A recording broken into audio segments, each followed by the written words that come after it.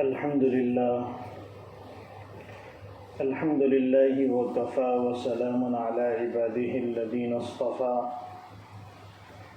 أما بعد فأعوذ بالله من الشيطان الرجيم بسم الله الرحمن الرحيم إنا خلقناهم من طين لازب صدق الله العظيم۔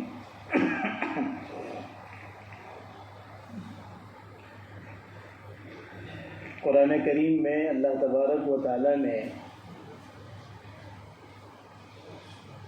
الگ الگ انداز میں اس حقیقت کو واضح کیا ہے کہ انسان کی تخلیق مٹی سے ہوئی ہے۔ اللہ تبارک و تعالیٰ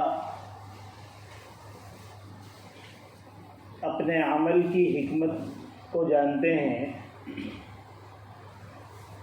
ورنہ مادے تو بہت سے تھے، اللہ تبارک و تعالیٰ نے مٹی سے انسان کو پیدا کیا تو انسان میں وہ صفات ضرور ہونے چاہیے جو مٹی میں ہوتے ہیں۔ علماء فرماتے ہیں کہ مٹی میں 4 صفتیں ہیں، تو ظاہر سی بات ہے کہ جس مخلوق کی تخلیق مٹی سے ہوئی ہے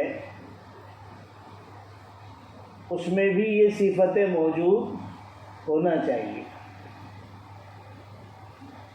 پہلی صفت مٹی کی یہ ہے کہ وہ انسان کے بدن کو اور جسم کو چھپاتی ہے۔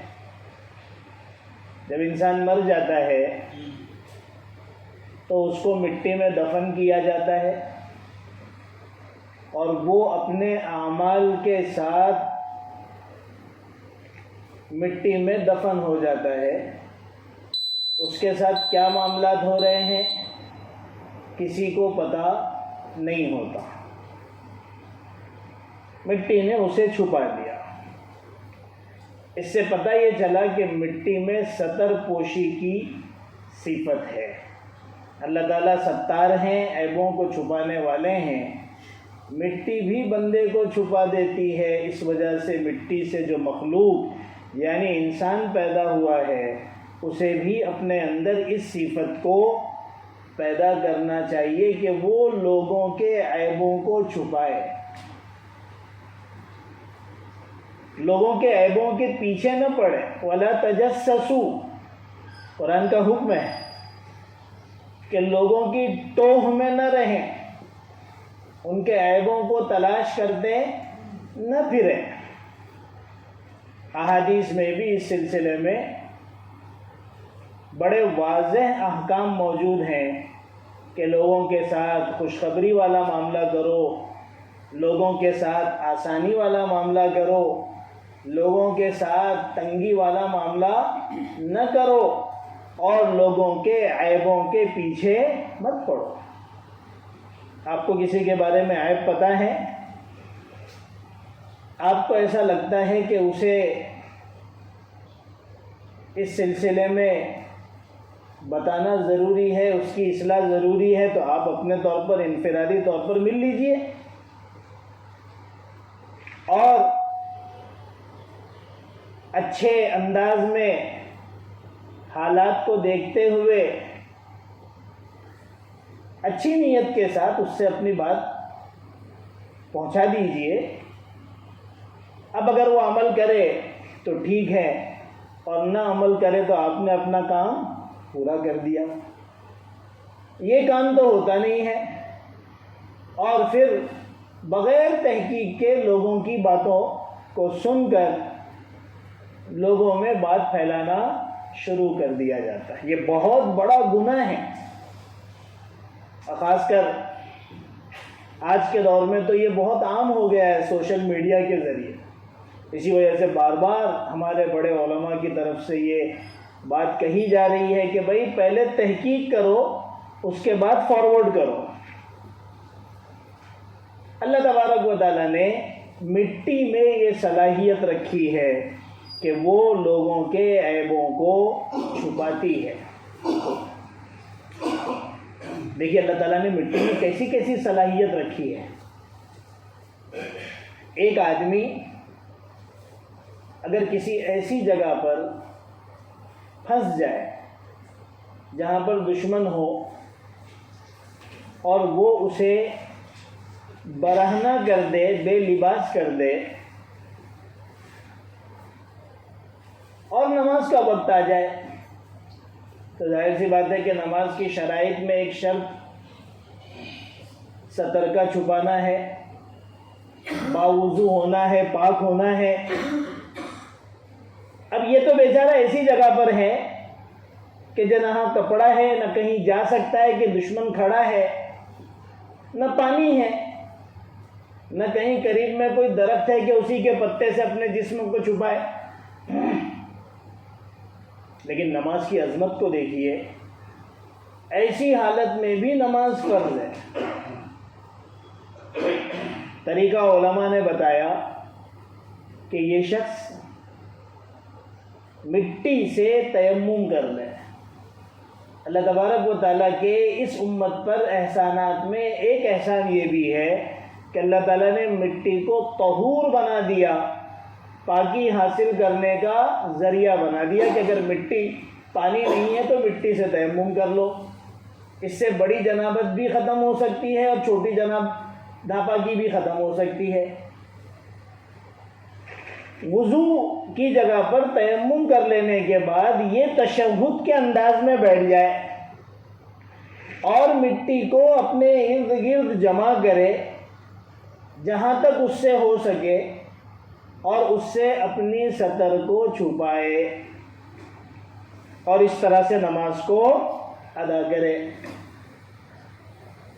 تو اس سے نماز کا اہتمام بھی پتہ چلتا ہے، اور مٹی کے اندر جو چھپانے کی صلاحیت ہے وہ بھی پتہ چلتی ہے۔ اور پھر یہ بھی پتہ چلتا ہے کہ دیکھیے مٹی انسان کو ناپاک سے پاک بنا دیتی ہے، اس کی ناپاکی کو اٹھا لیتی ہے۔ یہ صفات ہم میں بھی ہونا چاہیے کہ ہم لوگوں کے عیبوں کو چھپائیں۔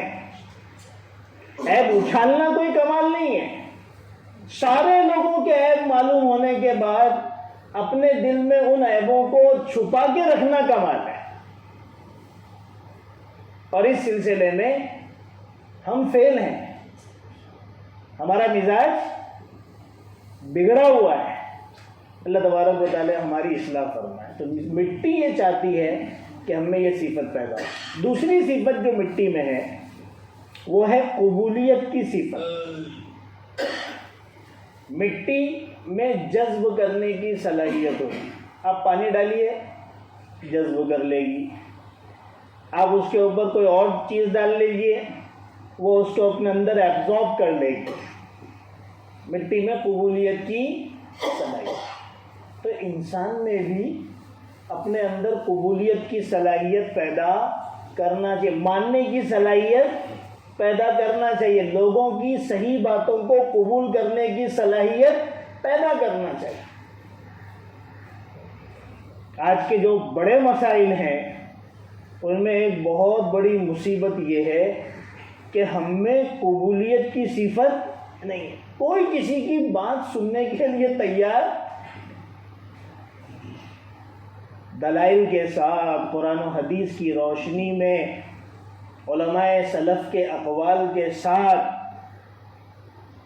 دین کی باتیں سمجھائی جاتی ہیں، پیش کی جاتی ہیں، ان کی اہمیتوں کو بیان کیا جاتا ہے۔ ایک کان سے سنتے ہیں، دوسرے کان سے نکال دیتے ہیں، پتہ نہیں سنتے بھی ہیں کہ نہیں۔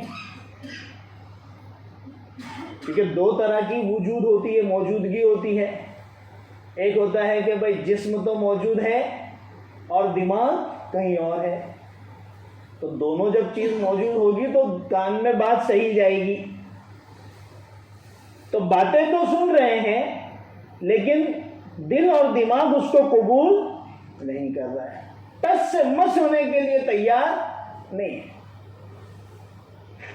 جو عادتیں، جو طبیعتیں، جو حرکتیں پہلے تھی، آج 10 سال، 15 سال، 20 سال، 25 سال گزر گئے، وہ اپنی عادتوں پر اٹل ہیں۔ زبی جنبت نہ جنبت گل محمد. ایک صاحب تھے جن کا نام تھا گل محمد. کسی جگہ بیٹھ گئے اور ایسا بیٹھے کہ ہلتے ہی نہیں تھے. کافی وقت گزر گیا. کسی نے کہا کہ بھائی گل محمد تھوڑا سا حرکت تو کرو، ہلو ذرا.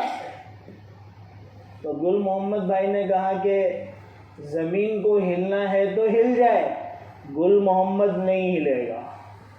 یہی حال آج ہمارا ہے کہ ہم میں سے ہر ایک آدمی گل محمد بنا بیٹھا ہے. اس کے سامنے آپ قرآن کی بات کر لیجئے، آپ اللہ کے رسول صلی اللہ علیہ وسلم کی حدیثوں کی بات کر لیجئے، آپ دین کی بات کر لیجئے، وہ اپنی عادتوں سے اپنی حرکتوں سے ہٹنے کے لیے تیار نہیں ہے. آپ نمازوں کا اہتمام ان کے سامنے پیش کریں کہ بھائی نماز کتنی ضروری ہے، نماز مسلمان کی نشانی ہے، نماز مسلمان کی معراج ہے. سب سے پہلا سوال اللہ کے پاس نماز کے تعلق سے ہوگا. ایک نماز چھوڑنے کا اتنا بڑا گناہ ہے، اور نمازی جب نماز کے لیے جاتا ہے تو ایک ایک قدم پر اس کو ثواب بھی ملتا ہے، گناہ بھی معاف ہوتے ہیں، اور ایک ایک سجدہ یہ اس کے درجے کو بہت بلند کرتا ہے. ساری چیزیں بیان کریں، لیکن پھر وہی اذان ہو رہی ہے اور وہاں پر گپ شپ کے اندر وقت ضائع ہو رہا ہے، اور کھیلنے والے اپنے کھیلوں میں مصروف ہیں، تاجر اپنی تجارت میں لگا ہوا ہے، ڈاکٹر صاحب اپنی ڈاکٹری کی خدمت میں لگے ہوئے ہیں. یعنی اپنی عادتوں کو بدلنے کے لیے تیار نہیں. حضرات صحابہ کو جو اتنا بڑا مقام ملا، اس کی وجہ یہی تھی کہ جہاں کوئی بات انہیں پتہ چلی فوراً اس پر عمل شروع ہو گیا. اگر انہیں ان کے عیب کے بارے میں بتایا گیا کہ بھئی آپ میں یہ کمی ہے، فوراً انہوں نے اپنے اس عیب کو دور کرنے کی فکر شروع کر دی، اور عیب بتانے والوں کو اپنا محسن قرار دیا کہ آپ کا بڑا احسان ہے کہ آپ نے مجھے میرے عیب سے مطلع کیا، بتایا. حضرت علی رضی اللہ تعالیٰ عنہ جیسی بڑی عظیم شخصیت، وہ کہتے ہیں کہ جو شخص مجھے میرے عیبوں کا تحفہ پیش کرے گا، عیبوں کا بھی تحفہ ہوتا ہے، ان لوگوں کے نزدیک عیب بتانے والا محسن ہے، اور وہ عیب تحفہ ہیں کہ اس کے ذریعے سے ہم اپنے آپ کی اصلاح کر سکتے ہیں. جو مجھے میرے عیبوں کا تحفہ پیش کرے گا، میں اس کے لیے مغفرت کی دعا کروں گا. کتنی بڑی بات ہے! مغفرت سے بڑھ کر اور کیا چیز ہو سکتی ہے؟ ہر انسان ساری جو محنت کر رہا ہے وہ اسی لیے کر رہا ہے کہ بھئی میری مغفرت آخرت میں ہو جائے. حضرت علی فرما رہے ہیں کہ میں ایسے شخص کے لیے مغفرت کی دعا کروں. ان کے نزدیک اس کی اتنی اہمیت تھی کہ مجھے میرا کوئی عیب بتائے اور میں پھر اپنے عیب کی اصلاح کروں، اور اس طرح سے میں اپنے آپ کو صاف ستھرا بنا لوں. اور آج ہمارا حال کیا ہے؟ ہمارا حال یہ ہے کہ اگر کسی کو کوئی کسی کا عیب بتا دے، پورے خلوص کے ساتھ تنہائی میں بھی بتا دے، تو وہ اس کا دشمن ہو جاتا ہے، الا ماشاء اللہ کچھ سمجھدار ہوتے ہوں گے، ورنہ عام ماحول یہی ہے کہ پھر وہ اس کا دشمن ہو جاتا ہے. پھر وہ اس کی ٹوہ میں لگ جاتا ہے کہ اب میں اس کے عیب تلاش کروں گا اور اس کو بتاؤں گا کہ تو کن حرکتوں میں مبتلا ہے. آج شوہر اپنی بیوی تک کو بولنے سے گھبراتا ہے کہ اس کو اگر کچھ بولوں گا تو پتہ نہیں یہ میرے ساتھ کیا معاملہ کرے گی، اور اس کا غصہ کس پہ نکالے گی. عام طور پر ایسا ہوتا ہے کہ شوہر جب کوئی عیب اپنی بیوی کا یا کوئی ایسی چیز پر نکتہ چینی کرتا ہے اور بتاتا ہے، تو تو شوہر کو تو بیوی کوئی زیادہ بول نہیں پاتی، لیکن اس کا پورا غصہ بچوں پہ نکلتا ہے، پھر بچے پیٹنا شروع ہوتے تو سمجھ جانے کا کہ بھائی میرا غصہ اس پہ نکل رہا ہے، ارے بھائی آپ کی بھلائی کے لیے بولا جا رہا ہے۔ یہی حال الٹا ہے کہ بیوی شوہر کی باتوں کو دیکھ رہی ہے، سمجھ رہی ہے، لیکن بیچاری بول نہیں پاتی کہ اس کھر دماغ آدمی ہے، اس کا ری ایکشن کیا ہوگا اور پھر کیا حالات ہوں گے۔ اب وہ اندر ہی اندر گھل رہی ہے، برداشت کر رہی ہے۔ ایسا بھی ہوتا ہے، ماں باپ اولاد کو نہیں بول سکتے، اولاد ماں باپ کو نہیں بتا سکتے، عام لوگوں کا تو چھوڑ دیجیے۔ تو ہمارے میں قبولیت کی صلاحیت نہیں ہے، زمین میں قبولیت کی صلاحیت ہے، مٹی میں قبولیت کی صلاحیت، وہ ایبزارب کر لیتی ہے، وہ چیزوں کو اپنے اندر جذب کر لیتی ہے، ہمارے میں نہیں۔ ہم سیدھا انکار کر دیتے ہیں کہ بھائی میرے میں ایسی کوئی چیز نہیں ہے۔ مٹی میں قبولیت کی صلاحیت ہے، اس سلسلے میں شیخ سعدی رحمۃ اللہ علیہ نے ایک بڑی اچھی بات لکھی ہے۔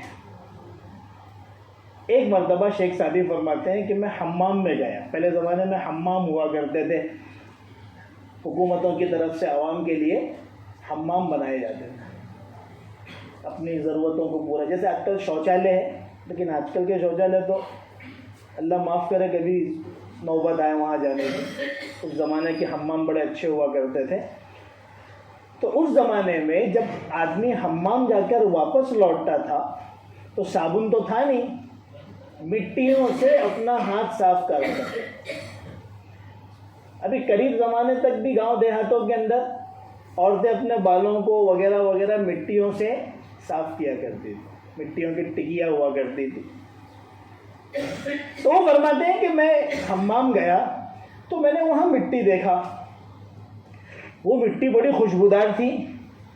میں نے اس سے پوچھا کہ تو مشک ہے یا عنبر ہے، اتنی خوشبو تجھ میں سے آ رہی ہے؟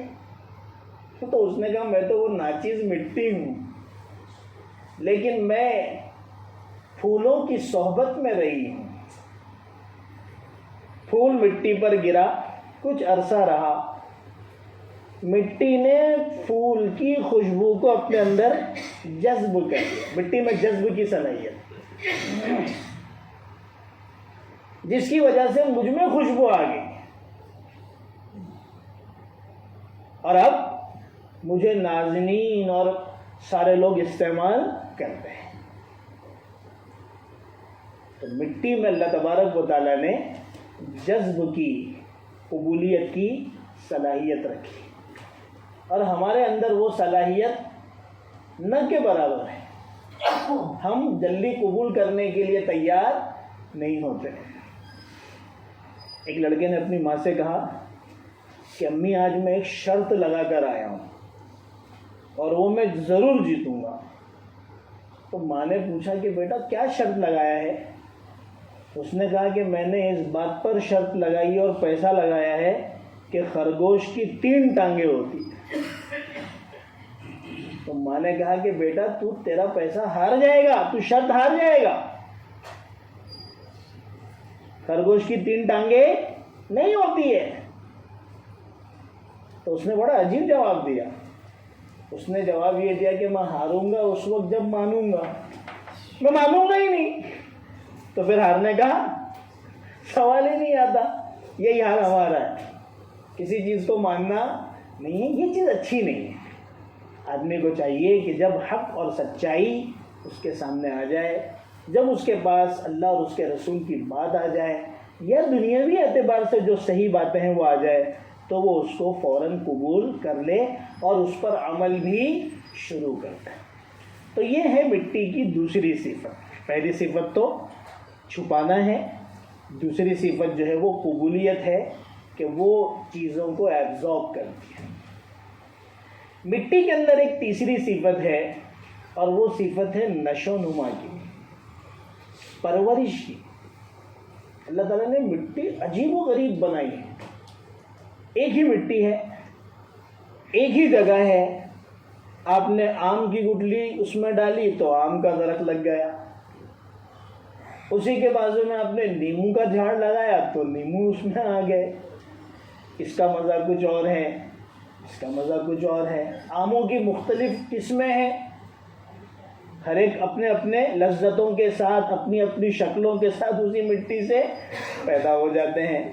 اسی کے بازو میں آپ نے سبزیاں لگا دی تو سبزی اگ گئی، وہیں ٹماٹر بھی اگ رہا ہے، وہیں پر مرچی بھی اگ رہی ہے۔ اللہ تعالیٰ نے ایسی تاثیر جو ہے وہ مٹی میں رکھی ہے۔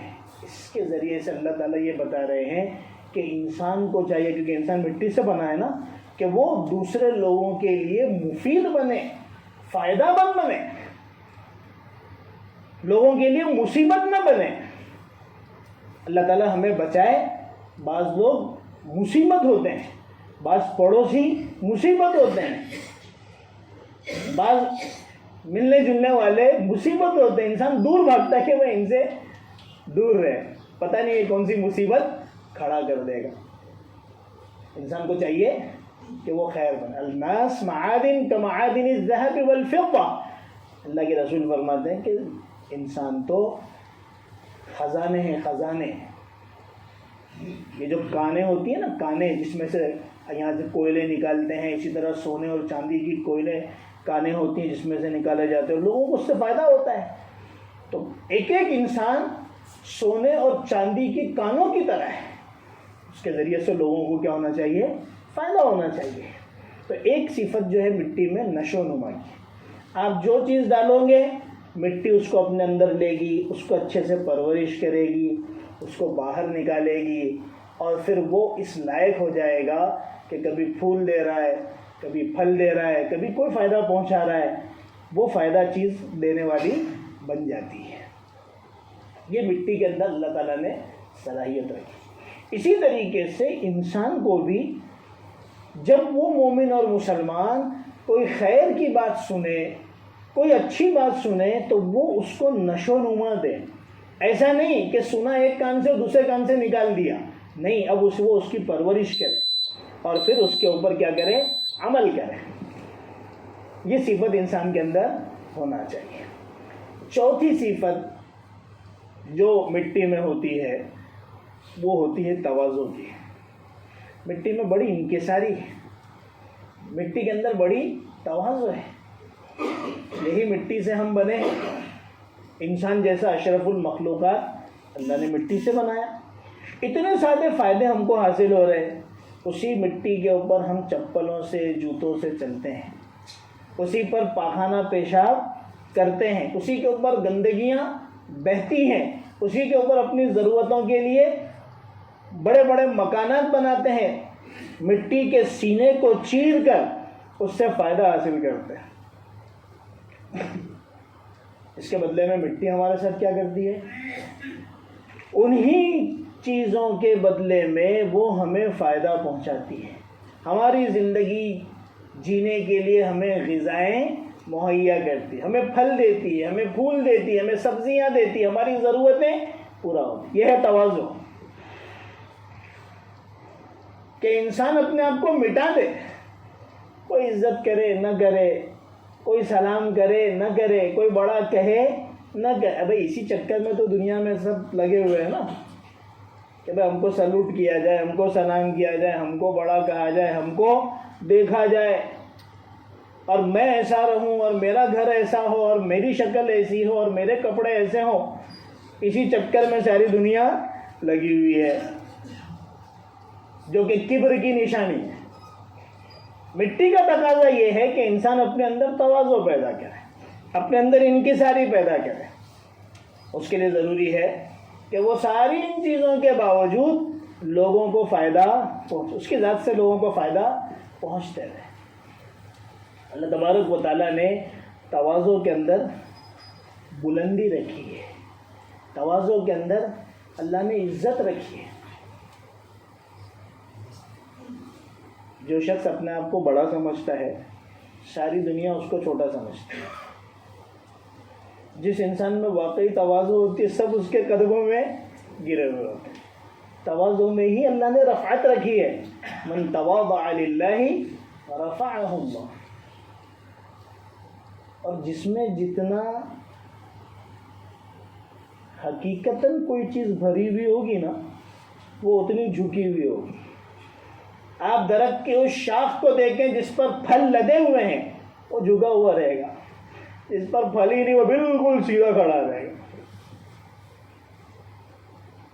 تو جس کے پاس علم ہے، جس کے پاس عمل ہے، جس کے پاس اچھائیاں اچھے اخلاق ہیں، وہ ہمیشہ متواضع رہے گا. بھئی آپ بڑے ہیں سب، میں سب سے چھوٹا. حضور اکرم صلی اللہ علیہ وسلم سے بڑا نہ کوئی ہوا نہ ہوگا اللہ کے بعد. آپ کی زندگی اٹھا کر دیکھ لیجئے کیسی تواضع تھی. واقعات بے شمار ہیں. ایک بزرگ فرماتے ہیں مختصراً، میں خالی بتانا چاہتا ہوں کہ درختدار جو پھل والے درخت ہوتے ہیں وہ کیسے ہوتے ہیں. وہ فرماتے ہیں کہ میں ایک سفر میں گیا تھا، تنہا تھا، لمبا سفر تھا. ایک جگہ پہنچا تو بہت بھوک لگی، کھانے کے لیے کچھ نہیں. تو میں نے دیکھا ایک چھوٹا سا درخت ہے اور اس کے اوپر بیر لگے ہوئے ہیں، اور بیر اتنے لگے ہوئے ہیں کہ پتے کم ہیں بیر زیادہ ہیں. مجھے بڑا تعجب ہوا کہ عام طور پر بیر اتنے تو نہیں ہوتے ہیں، اور چھوٹا سا درخت ہے، عام طور پر بیر کے درخت بڑے ہوتے ہیں. میں نے کہا کہ چلو اللہ کی نعمت ہے، اسی کو توڑ کے کھا لیتا ہوں. کھاتے کھاتے میں اللہ تعالیٰ کی اس عطا پر اللہ کا شکر ادا کر رہا تھا اور دعا کر رہا تھا کہ اللہ جس طرح تو نے اس درخت کو اس پھل سے لاد کر میرے لیے جھکا دیا ہے، اسی طریقے سے اللہ تو مجھے اچھے صفات سے مزین فرما. دیکھیے اللہ والے بھی کیسے ہوتے ہیں، اللہ کی نعمتوں کو جب دیکھتے ہیں تو کیسی کیسی دعائیں اپنے لیے مانگتے ہیں کہ جب تو اس درخت کو ان پھلوں سے لاد سکتا ہے تو مجھے بھی اچھی صفات سے عطا کر سکتا ہے، مزین کر سکتا ہے. تو میں تو یہ بتانا چاہتا ہوں کہ دیکھو جو جتنا اچھے عادتوں، اچھے اخلاق، علم، عمل، ان ساری چیزوں سے بھرا ہوا ہوگا اس میں اتنی تواضع ہوگی. اور تواضع ہی اصل ہے کہ ہم اپنے اندر تواضع اور انکساری پیدا کریں. انکساری کا مطلب یہ ہوتا ہے کہ ہم اپنے آپ کو چھوٹا سمجھیں، اور حقیقتاً انسان اپنی حقیقت پر غور کرے تو اسے پتہ چلے گا کہ اس کی حقیقت ہے ہی کیا، اور آگے جا کر وہ مٹی میں مل کر ہونے والا کیا ہے. تو سب سمجھ میں آ جائے گا کہ کچھ ہے نہیں، بس یہ ایک دھوکہ ہے. تو یہ 4 صفات مٹی میں ہوتی ہے. پہلی صفت جو ہے وہ یہ ہے کہ وہ چھپانے والی ہے، جیسے ہمارے جسموں کو قبروں میں چھپا دیتی ہے.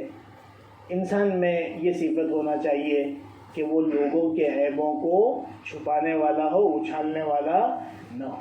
دوسری صفت مٹی میں ہوتی ہے قبولیت کی، ایبزارب کرنے کی، کہ جو چیز ڈالو وہ اس کو قبول کر لیتی ہے. ہمارے اندر بھی اچھائیوں کو قبول کرنے کی صلاحیت ہونا چاہیے. ایک کان سے سن کے دوسرے کان سے نکالنا یہ صحیح طریقہ نہیں ہے. تیسری چیز مٹی میں ہوتی ہے نشو نما کی، کہ جو چیز مٹی میں ڈالی جاتی ہے وہ اس کی بڑے اچھے انداز میں پرورش کرتی ہے.